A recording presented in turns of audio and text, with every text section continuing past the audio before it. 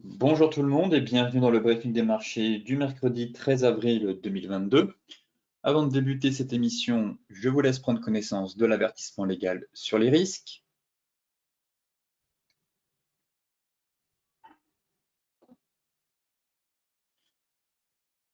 Et donc ce matin, les marchés globalement digèrent tranquillement les chiffres de l'inflation américaine qui ont été publiés hier à 14h30.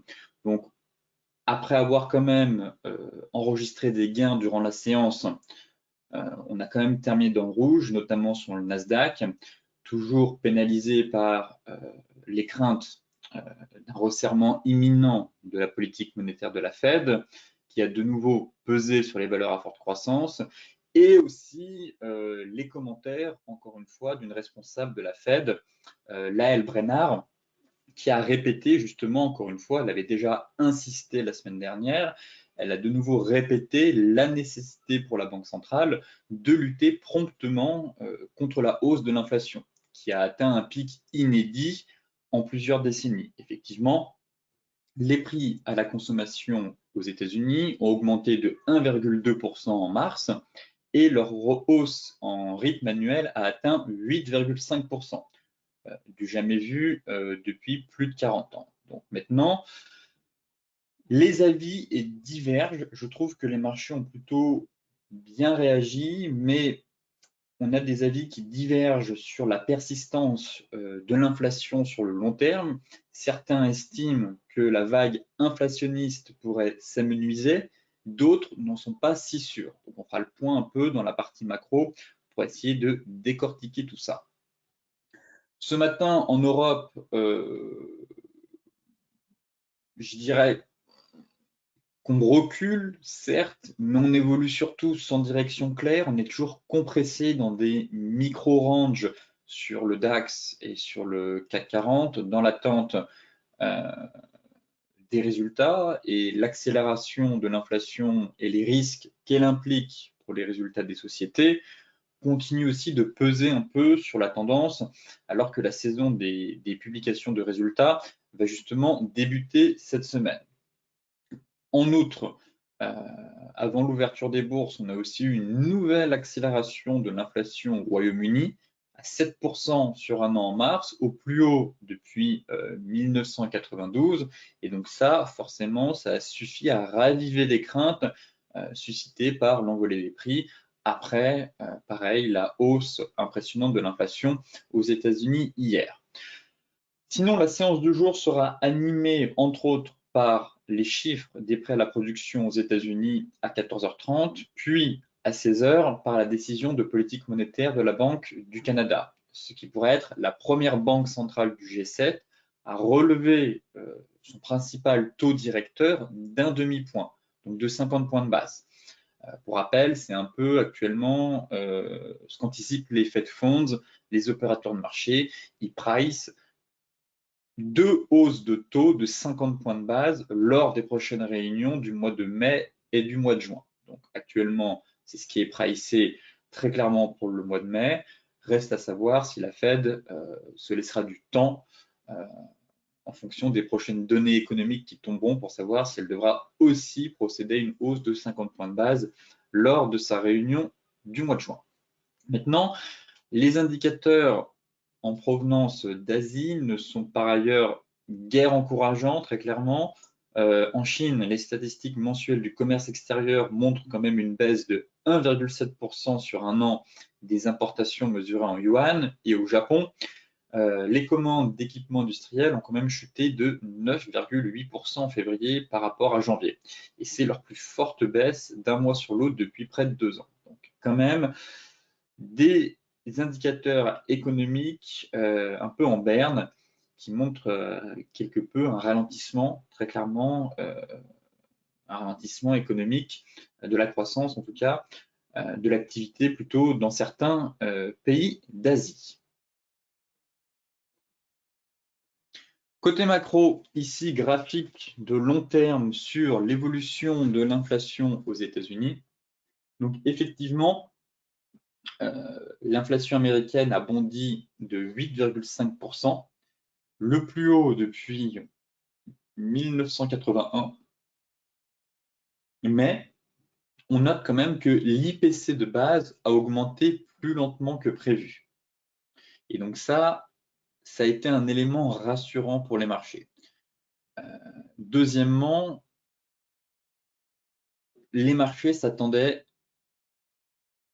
à un chiffre aux alentours de 9, voire même un peu plus de 9%. Très clairement, la Maison-Blanche avait même annoncé la veille une inflation exceptionnellement haute sur le mois de mars. Donc, on s'attendait vraiment à ce que l'inflation explose. Très clairement, le consensus était de 8,4, l'inflation est ressortie à 8,5. Donc, finalement, l'inflation n'a pas tant explosé. On avait quand même un pessimisme ambiant sur cette donnée-là. Et finalement, bon, légèrement supérieur aux attentes, mais ce n'est pas dramatique par rapport aux conséquences et aux turbulences qu'on a eues avec les différents chocs, notamment en Ukraine. Ensuite, comme je vous le disais,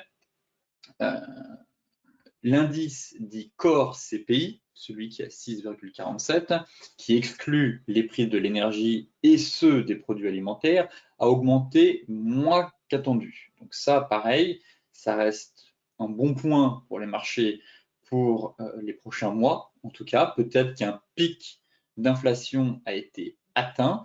Et ce dernier point, jugé rassurant, favorise justement le recul des rendements du bon du Trésor. Très clairement, après la publication des données, on a eu une légère accalmie sur les rendements obligataires. Pareil, ce qui freinait un peu la performance dernièrement des actions, notamment des valeurs dites de croissance. En parallèle, eh bien, le gold, lui, a profité justement de cette accalmie pour casser un niveau clé. On fera le point justement derrière dans la partie technique. Donc voilà ce qu'il faut retenir des données, en tout cas, qui ont été publiées sur l'inflation américaine.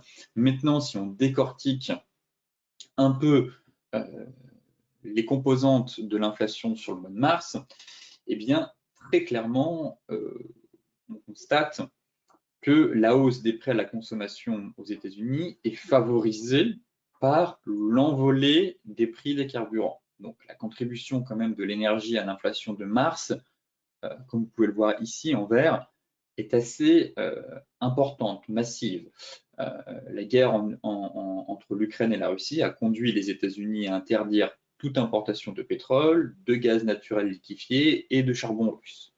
Donc là, voilà en gros la grande partie de l'inflation sur le mois de mars, elle vient de l'énergie. Maintenant, pareil, le pétrole est quand même bien retombé. On est revenu sur les niveaux juste avant l'invasion. Donc là, très clairement, pareil, peut-être qu'on va enfin avoir un pic d'inflation qui a été atteint sur le mois de mars et donc un dôme qui pourrait se former ou enfin une légère accalmie pour les mois à venir. En tout cas, c'est ce qu'espèrent les marchés. Voilà pourquoi les points de vue divergent, comme je vous le disais en introduction. Certains estiment très clairement que la vague inflationniste pourrait s'amenuiser, d'autres n'en sont pas si sûrs, en tout cas, mais globalement, si dans les prochains mois, voire même les prochaines semaines, les prix de l'énergie arrêtent de flamber, forcément, cela va avoir une répercussion sur les chiffres de l'inflation au mois d'avril et on pourrait enfin avoir une accalmie et potentiellement un pic inflationniste qui a été atteint. Par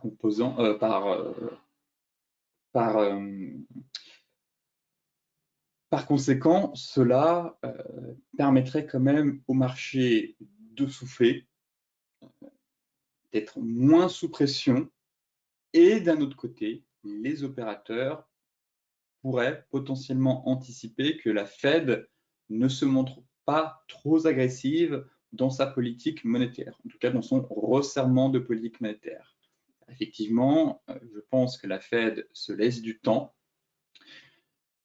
voir quelles vont être un peu les prochaines données économiques qui vont tomber pour ne pas véritablement se fixer à sa feuille de route qu'on connaît et que les marchés ont actuellement pricé, avec 8 hausses de taux, qui selon moi me semble peu envisageable, auquel cas on aurait un risque de récession.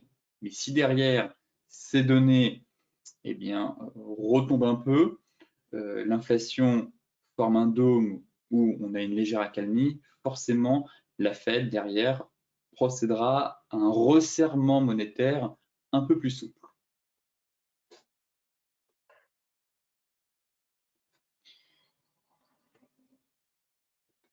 Concernant la partie technique, comme je vous le disais, on évolue vraiment sans direction claire depuis ce début de semaine. Je trouve qu'on est dans des micro-ranges. Il ne se passe vraiment pas grand-chose. On n'a pas beaucoup d'amplitude, pas beaucoup de volatilité, soutenu par notre Kijun.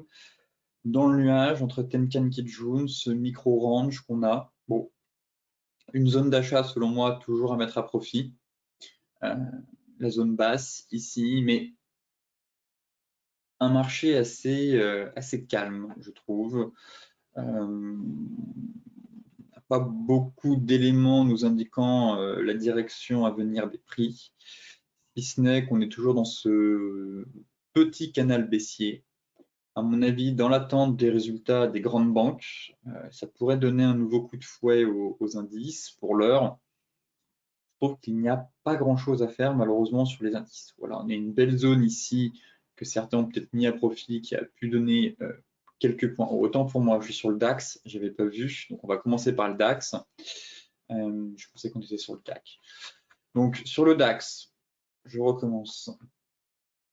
Donc effectivement, ce fameux range, la zone qui a été atteinte.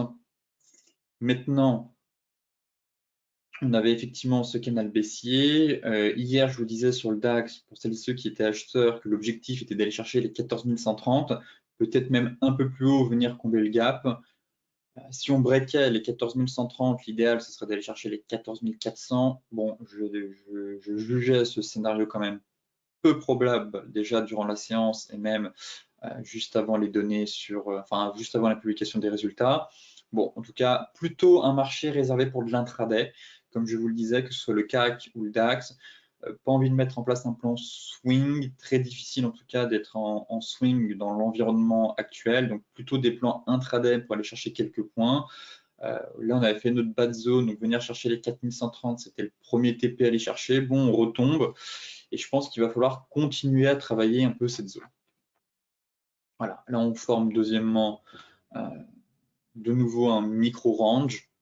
Bon, vraiment un marché réservé, je trouve, aux traders intraday. Voilà. De nouveau, on a notre bas d'oblique, bas de canal juste ici. Vous voyez, tac.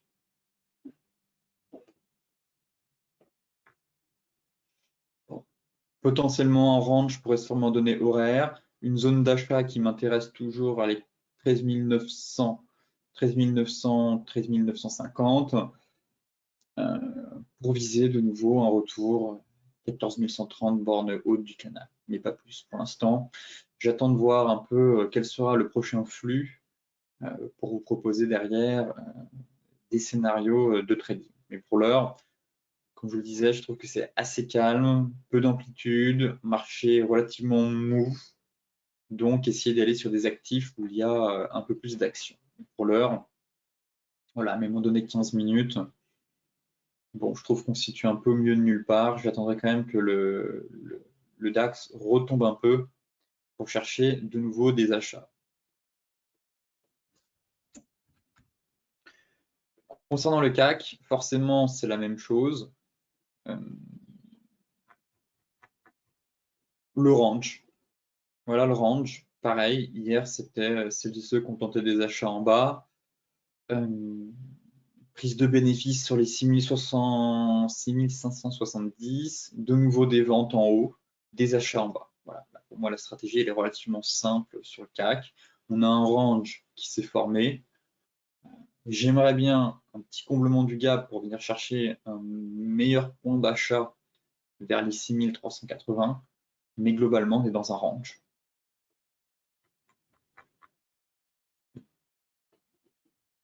Range 4 heures, avec quelques excès. Pour l'heure, on est au milieu de range, rien à faire. celles et ceux qui ont tenté des ventes en haut, qui se sont allégés sur leurs achats, eh bien, tant mieux, vous êtes sur le milieu de range. Donc, pareil, marché vraiment réservé pour de l'intraday. Je trouve que des plans swing, je crois qu'on pourrait quand même essayer de prendre des amplitudes de 150 points, mais bon, à court terme, peu de visibilité, je trouve, sur le marché. Et focus sur le range. Voilà, essayez d'intervenir vraiment sur les niveaux clés. Le point d'achat optimal reste quand même le bas de zone ici, les 6370, 6380, pour venir combler ce gap. Donc de nouveau, tenter des achats par ici et privilégier très clairement des ventes tant qu'on n'a pas une nette cassure des 6570. En données horaires, ouais, c'est un peu la lessiveuse, la machine à laver. On sent que le marché, depuis une semaine maintenant, n'arrive pas à trouver une direction claire dans laquelle évoluer. Donc, évitez de vous prendre les pieds dans le tapis. Attendez, encore une fois, vos zones, uniquement vos zones, pour intervenir sur ce marché. Le Dow Jones. Le Dow Jones, toujours dans son range. En fait, on a des marchés de range. Pas grand-chose à faire sur les indices. Bon, on a tenté de valider l'épaule tête épaule. Je reste quand même méfiant, dans le sens où on est sur le bas de zone et j'ai pas envie de me prendre un bear trap, comme je vous le disais. Donc, effectivement, je vais d'abord passer en données daily. Effectivement, données daily, c'est un peu limite, mais j'ai quand même vraiment envie de réajuster ce range pour prendre le haut de la zone, ce niveau-là, au moins. Donc, effectivement, pour moi, on est toujours sur un bas de range. Je préfère rater une partie du mouvement de l'épaule tête épaule, quitte à vendre un peu plus tard, mais avoir confirmation d'une cassure de la zone pour viser assez bas, plutôt que me précipiter, vendre sous la zone et au final me prendre un bear trap et un violent rebond dans la tête. Donc là, globalement, c'est pareil. Je considère qu'on est dans un range. Les indices européens n'ont pas cassé leur niveau de support clé et les indices américains n'ont pas cassé aussi leur niveau de support. Donc, par conséquent, tous les indices se retrouvent sur des zones pour l'instant. Tant que ces zones ne sont pas enfoncées, je n'enclencherai pas de vente. Voilà. Ensuite, on pourrait très bien placer une ligne de coup comme ça. C'est pas interdit. Par conséquent, voilà, on aurait une ligne de coup baissière et donc nécessite la cassure de notre oblique et de la zone pour l'instant. Donc pas de précipitation sur les ventes, attendez au moins un joli break sous les 34 000. Si on voit sur les futurs, même constat, beau rebond quand même, d'où la nécessité quand même, et là on avait notre canal, d'où la nécessité vraiment d'attendre la cassure de cette zone. Voilà, zone sur le futur est clair comme de l'eau de roche, je trouve. On est venu la taper hier, pas de vente, au contraire, plutôt chercher des achats tant que cette zone ne cède pas sous la pression vendeuse.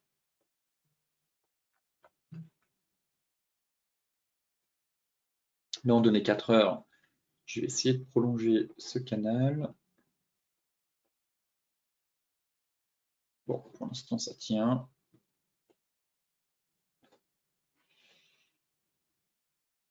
Mais ça manque de conviction. Très clairement, je note pas non plus d'énormes chandeliers de retournement en bas. On n'en a pas eu du tout, même en données 4 heures, en données horaires. Je crois qu'on a un double. Non, c'est un peu plus haut même. Et encore, on n'a pas l'amplitude nécessaire, enfin l'amplitude nécessaire par rapport à la hauteur pour valider ce double creux. Mais je note pas de gros chandeliers de retournement pour l'instant sur le bas de la zone.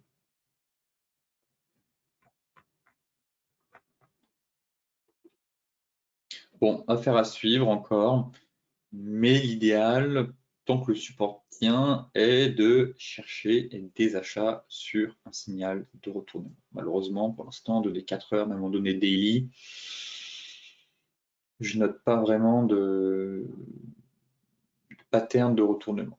Voilà. Par contre, je passerai vraiment baissier si on break cette zone. Voilà. En revanche, on peut quand même surveiller ce canal et tenter un petit achat si on sort par le haut du canal baissier, avec un stop loss assez large pour viser derrière le haut de la zone. L'euro-dollar, cassure des plus bas.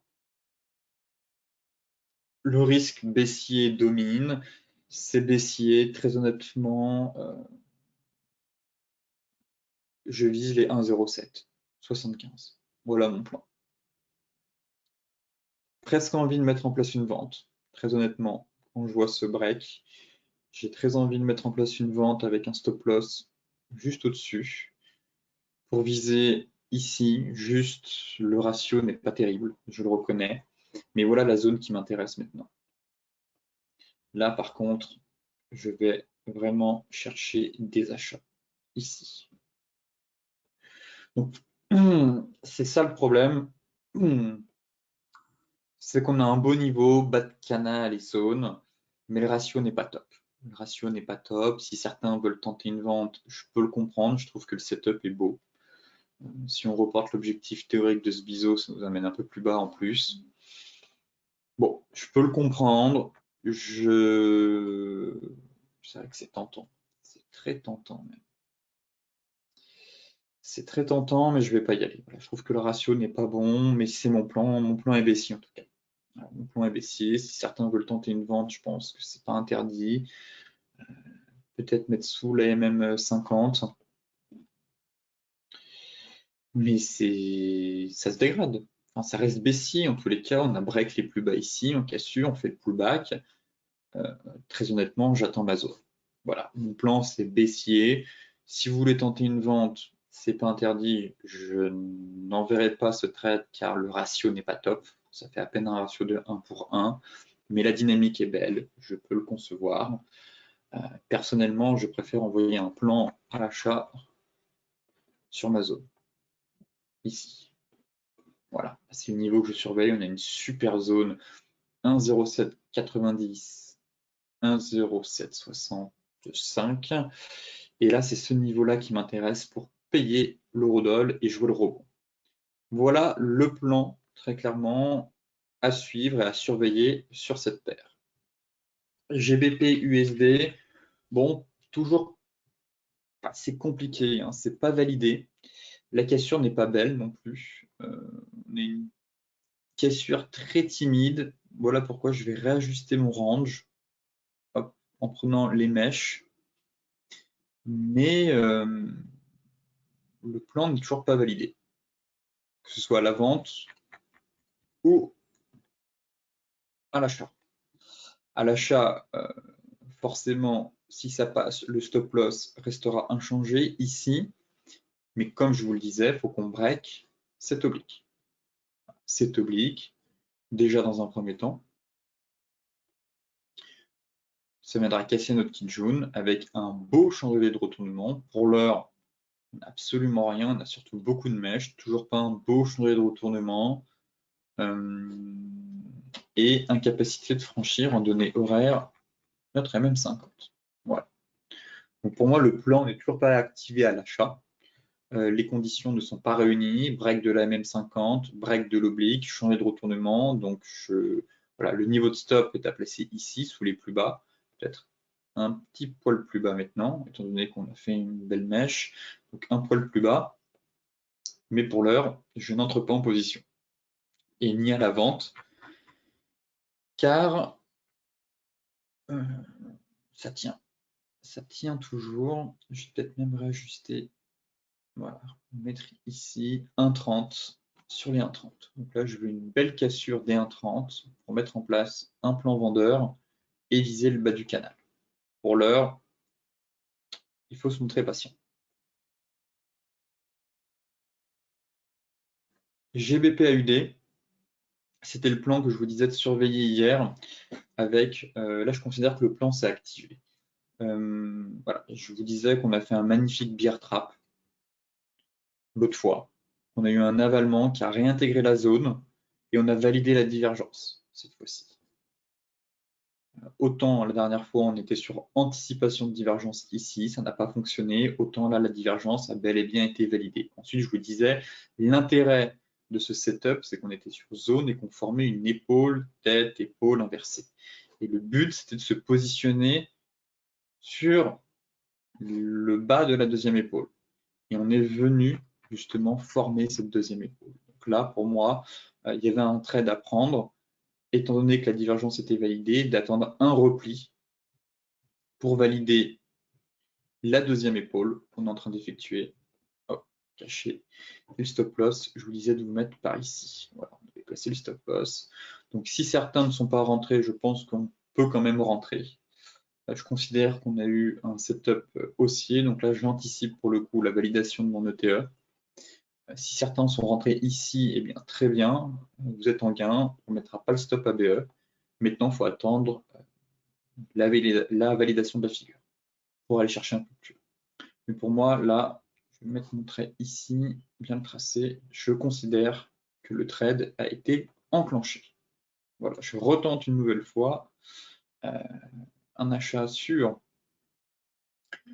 le GBP-AUD, car je trouve que la structure est très propre.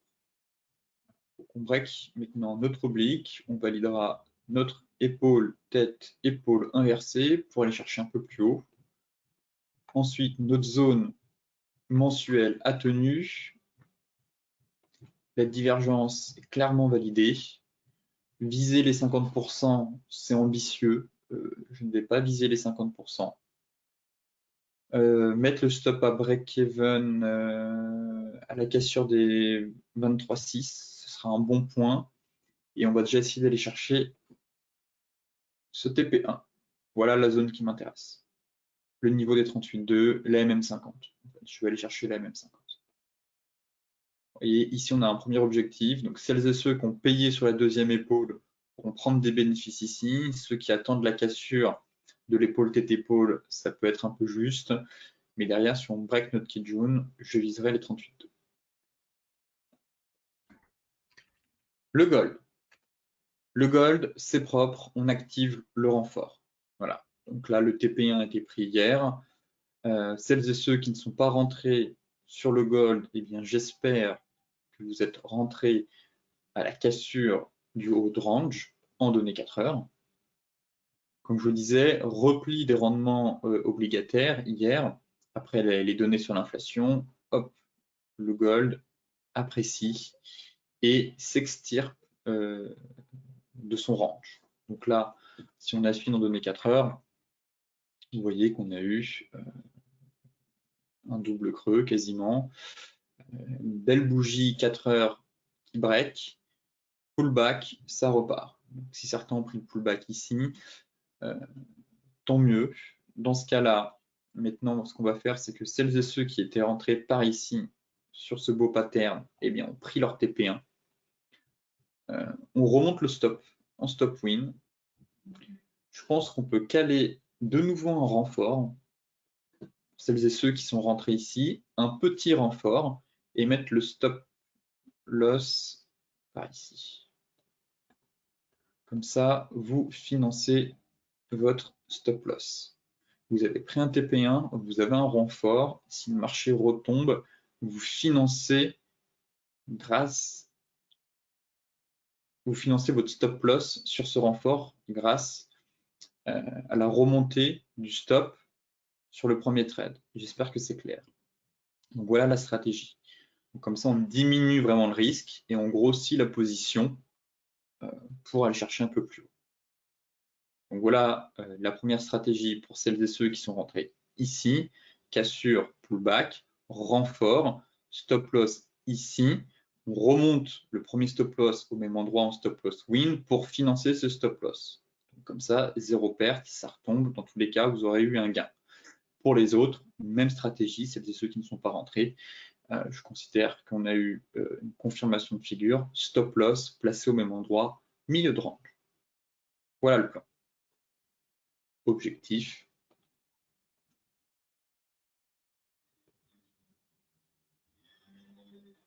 « 2015. Voilà. Voilà le niveau. Ma target, c'est ici. Là, on allégera un peu pour celles et ceux qui sont rentrés ici, et on gardera un reliquat pour viser derrière les 2070. Pour celles et ceux qui sont rentrés ici, ça vous fait un ratio de 1 pour 2, c'est excellent. Donc, pareil, si vous voulez prendre des bénéfices sur un niveau intermédiaire, pourquoi pas. Si vous voulez prendre uniquement un TP1, c'est OK aussi, et garder un reliquat pour viser un peu plus haut. Pour l'heure, redémarrage sous forme de soucoupe de double creux, donc je reste haussier sur le métal jaune. Là, pareil, on a validé quand même quelque chose d'intéressant sur le pétrole. Je vous disais de surveiller un peu ce break en données 4 heures. Et franchement, c'est beau. Déjà, belle bougie daily. Break de la MM50. La condition, c'était de s'extirper du biseau et de la MM50. Donc là, on a vraiment eu une belle bougie et de valider le double creux. Donc c'était le plan qu'on avait mis en place hier.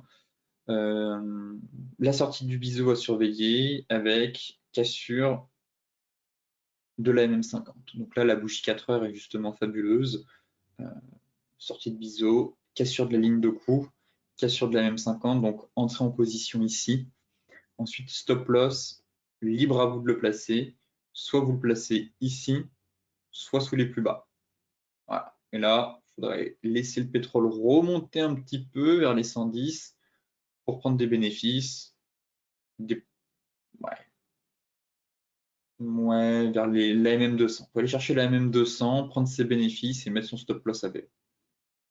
Mais là, je garde le biais haussier sur le pétrole. Je trouve que c'est propre. La dynamique est belle.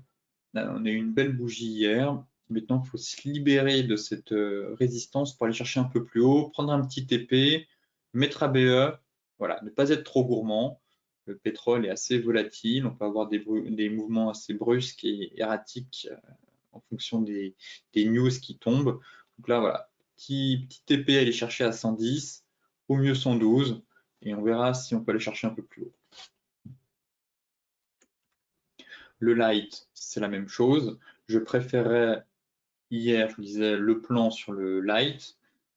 Pareil, la bougie est belle, belle cassure de zone. Et si on affine en données 4 heures, on avait notre plan. Voilà, entrée ici, sur sortie de biseau. Donc celles et ceux qui sont rentrés là, parfait. Sur cette bougie, 4 heures. Derrière, bon, on accélère. Pareil, le TP, à vous de voir, soit au milieu de la figure, ici, milieu du double creux, soit sous les plus bas. Peut-être par ici. Allez. Et là, l'idéal, bah, si on a un biseau, l'objectif théorique de ce biseau, ma foi, il est peut-être un peu haut.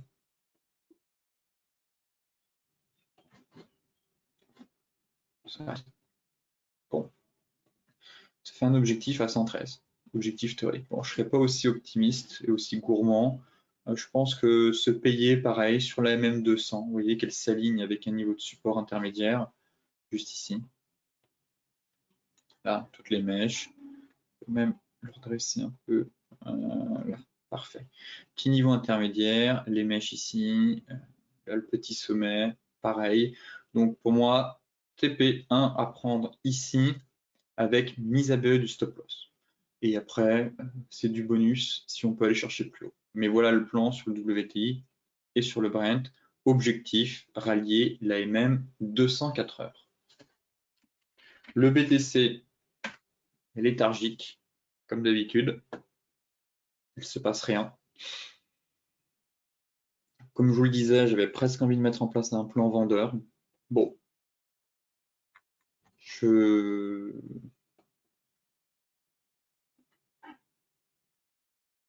On est vraiment sur un pullback.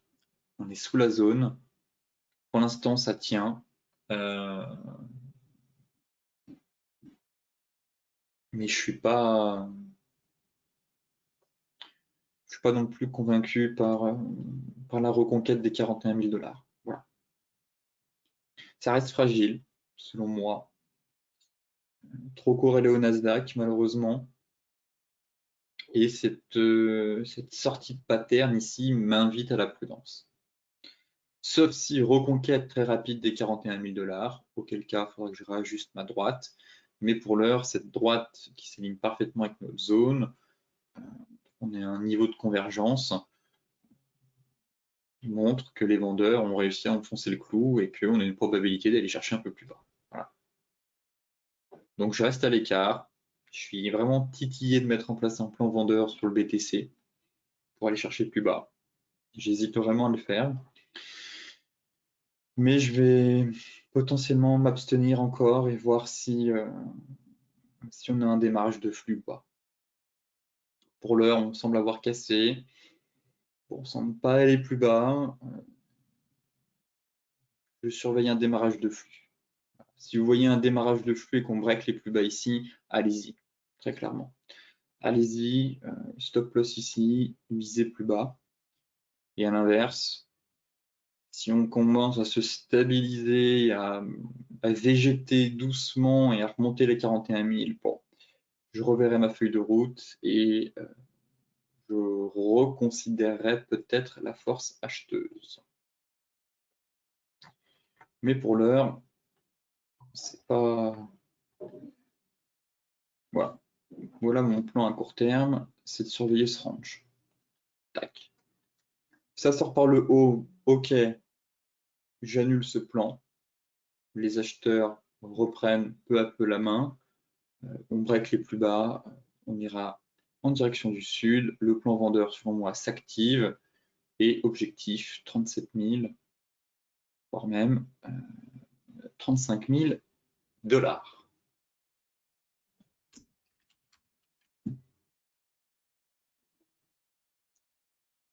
L'Ethereum, même constat.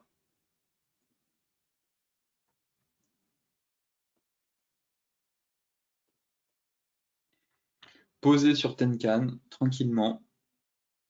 Niveau intermédiaire. Chikou but contre Kijun aussi quasiment. Bon, ça fait obstacle pour l'instant.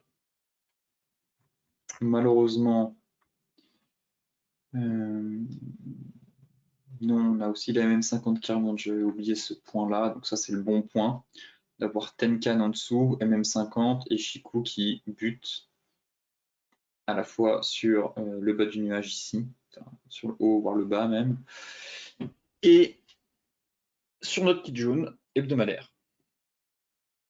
Mais je reste à l'écart. Pareil sur l'Ethereum pour l'instant, on a un niveau de support intermédiaire. C'est pas une grosse zone. Ça tient, mais j'aimerais qu'on tombe sur une zone en fait, pour intervenir encore une fois sur les zones.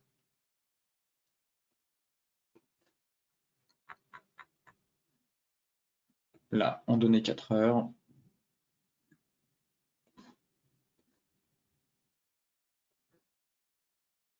Bon, on va placer ce canal baissier, on va voir ce que ça donne. L'idéal reste quand même un retour sur ce niveau pour tenter de nouveau des achats. Voilà. Pour l'heure, j'estime qu'on est un peu au milieu de nulle part.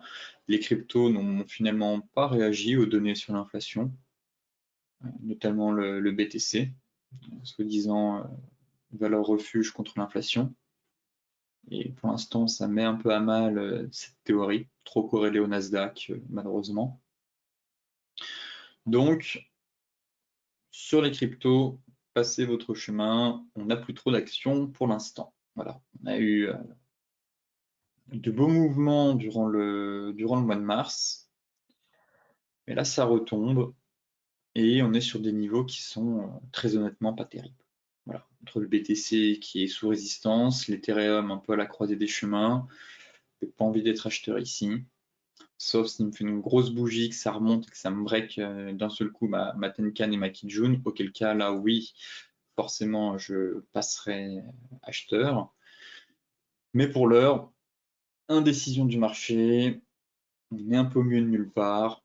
Bon, encore une fois, laissons du temps au temps et revenons quand le marché aura atteint nos zones, nos niveaux clés et déclenchera des signaux de retournement pertinents pour entrer plus sereinement sur ce marché.